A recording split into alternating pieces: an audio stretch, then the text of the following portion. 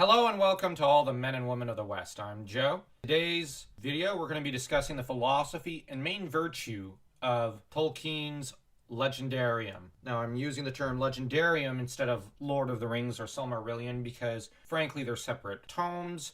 You have The Hobbit, so I might as well just say Legendarium. Everybody else is doing it. I want to be cool too, so here we go. The Legendarium of Tolkien is one of the most fascinating fictional worlds out there. It's less a fantasy universe and more a mythological universe. It shares some elements of this with Conan the Barbarian universe, the Hyborian Age, which is very mythological. Though one could argue there is a fantasy element to that universe, Lord of the Rings, it's hard to argue that. The disclaimer out of the way, right off the bat, I'm going to say the main virtue is humility. And the reason I'm arguing this is that the proud are often struck down. It's the humble who rise up and accomplish great wonders or rise above their station, their lot in life.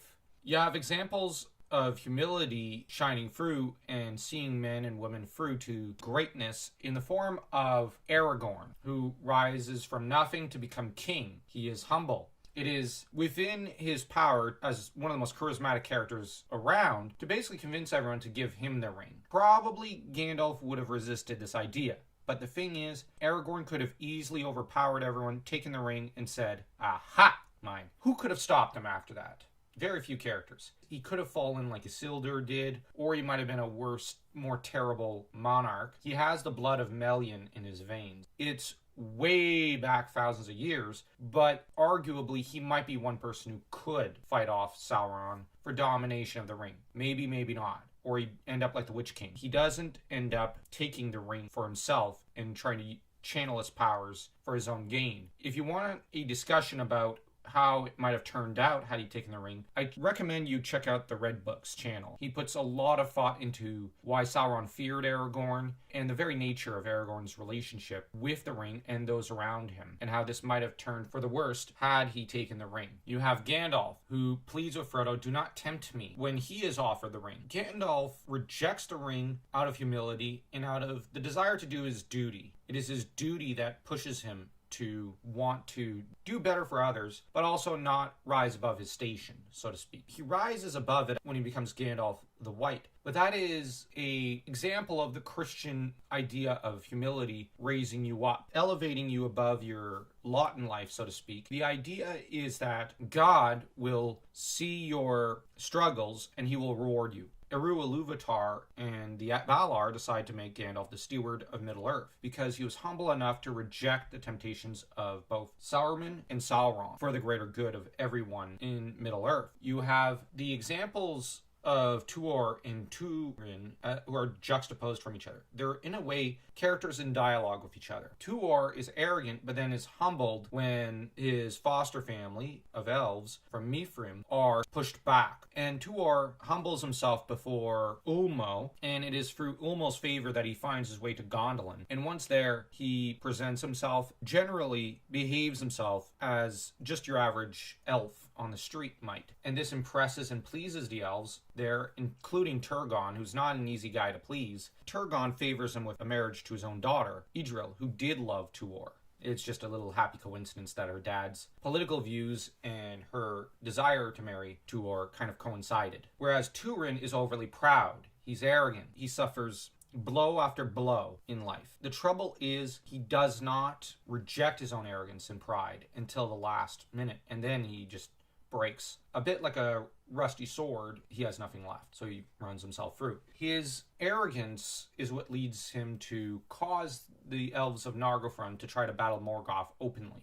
This ends in disaster for all involved. His arrogance and pride is really what pushes him to end up choosing to try to save his family rather than save Finduilas. This juxtaposing of Tuor versus Turin, in a way, is very interesting, because who accomplishes the great wonders? And who ends up kind of a footnote in the other story? Pride shall come before a fall. Ar-Pharazôn the Proud, or Ar-Pharazôn the Golden, most arrogant guy in the Legendarium, second most arrogant fantasy character I've ever seen in my entire life, ends up deciding he wants to be immortal, he wants to be a god. So he goes off to Aman with his fleets and tries to lay claim to the lands there. He kind of forgot that gods are way stronger than mortals. He was so proud he was stupid. And in turn, you have the humility of Amandil and Elendil is rewarded in the form of kingdoms, one could argue, although they carve out those lands for themselves. Now, this is where it gets interesting, because the idea is not that cast away all responsibility to God to do everything for you. No, you have to do it yourself. There's a very practical, pragmatic outlook. The Valar and Eru Ilúvatars are not going to do everything for the mortals. They have to pull it off themselves. They have to do everything themselves. So it's as much a reward in a way, Elendil getting Gondor in Arnor, as it is his own job to do that. He has to go carve up those kingdoms. He has to unify those people. He has to rally them against the forces of Sauron, forces of darkness. Right there we have an example of hard work and determination and grit, seeing the heroes through. This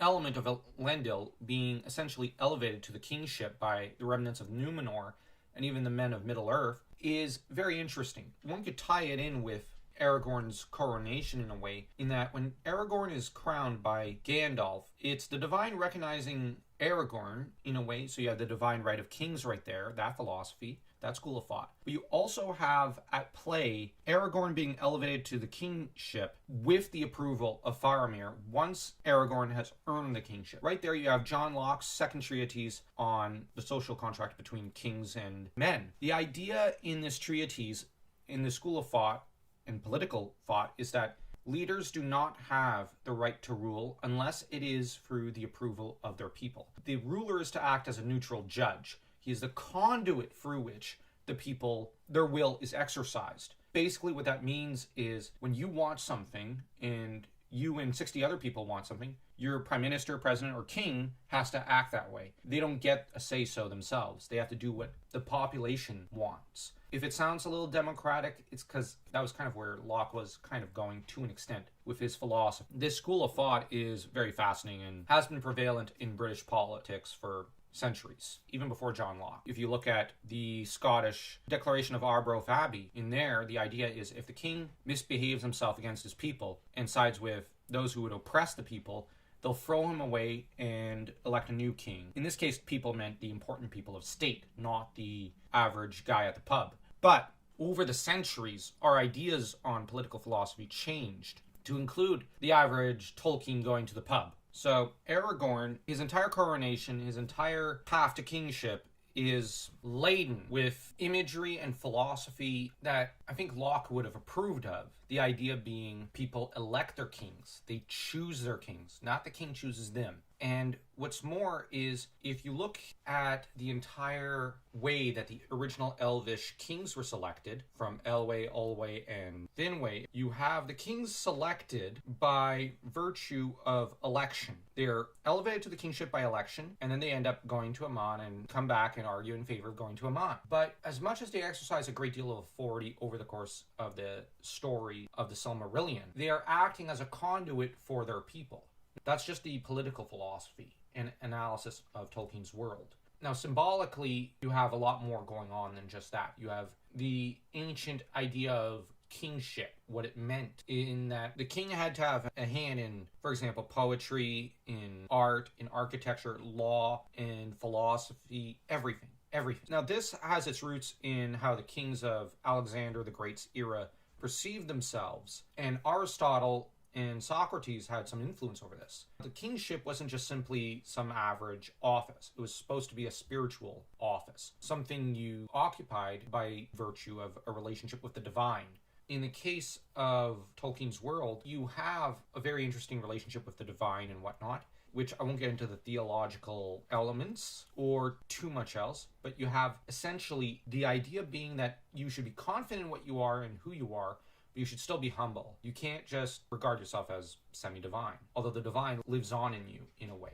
Melion's entire relationship with Thingol and her passing down of divine blood, in a way, can be argued a reference to Campbellian philosophy that the divine are human, and there is a certain divinity in humanity, in our universal unconscious, and that the divine is a physical manifestation, in a way, of humanity's greater desires and wants. So you have a lot of different philosophies at play here. You have Locke, you have Campbellian and Jungian thought, and you have, of course, St. Augustine, City of God. Now, the thing about the City of God philosophy in School of Thought is that it's very platonic. You have the notion that the physical material city pales in comparison to the divine city. Valinor is way more beautiful than any mortal city could ever be. And every city that tries to aspire to be that beautiful, from Armenelos to Golden to Gondolin, always end up shattering. They always fall. Why?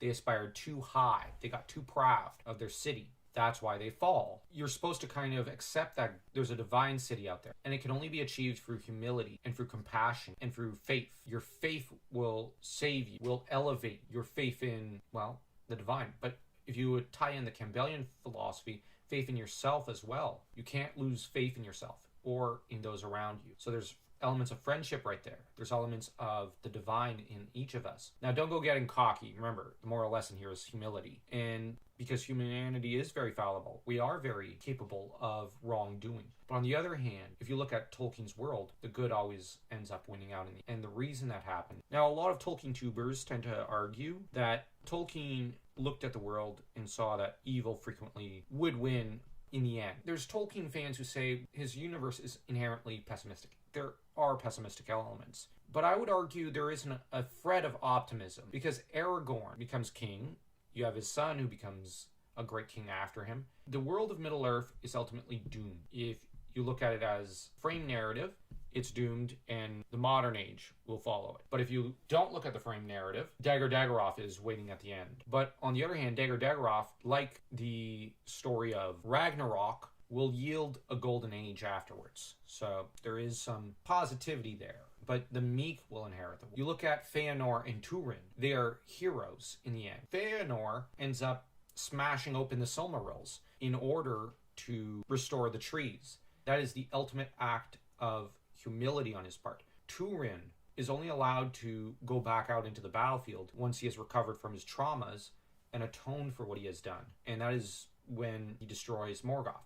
If you look at the battle between Turin and Morgoth, it's really an internal battle. Turin is slaying the evil and darkness that exists within his own heart. Now, he was never evil, but he is slaying that darkness, that darker side, that pride that he has, even as he is slaying Morgoth. So that's the thing. We need to slay our ego in order to set ourselves free. And the material world is just an illusion, and the real world is a divine one, is some metaphysical dream within a dream in a way that awaits us all once we cast away our pride and we lose our attachment to the material world. That is the idea behind, to an extent, City of God. That it is through God's good grace that you can achieve heaven, a higher plane of existence. So you have City of God, you have John Locke, and you have Jung and Campbell's philosophies all interacting with each other in a way in Middle-earth. I won't stretch this out any further. If you enjoyed this video, don't forget to do as Turin does in Dagor Dagorath. Smash that like and even that subscribe button.